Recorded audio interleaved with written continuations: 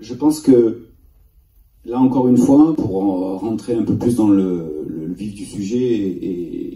et le programme de l'élection présidentielle, très rapidement,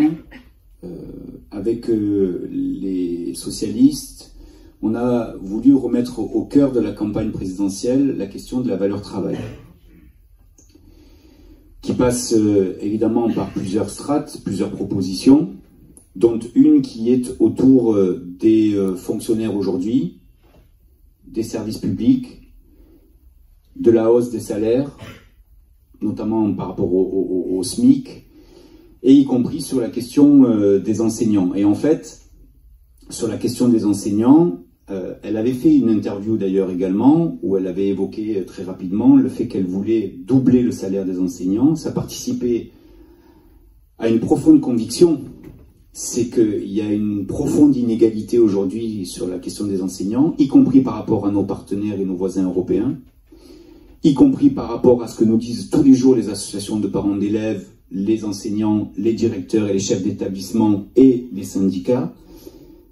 Et donc il fallait rectifier de façon claire, nette, la question de la rémunération des enseignants, et donc d'où la proposition d'Anne Hidalgo. Après, elle n'est plus revenue sur le doublement, mais ça reste quand même central pour nous. Ça reste central sur la formation, ça reste central sur la rémunération, ça reste central sur le temps de travail et la répartition du temps de travail, ça reste central également sur la manière dont s'organise aujourd'hui le maillage territorial dès qu'ils sortent aujourd'hui de formation et au niveau des jeunes professeurs qui rentrent dans les écoles. Et donc, même s'il n'y a plus la question du doublement des salaires qui est posée très clairement,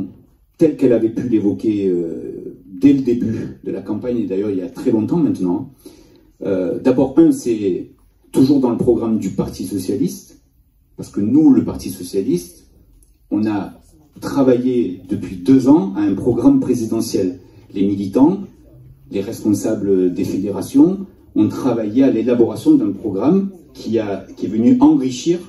ensuite le programme présidentiel de la candidate.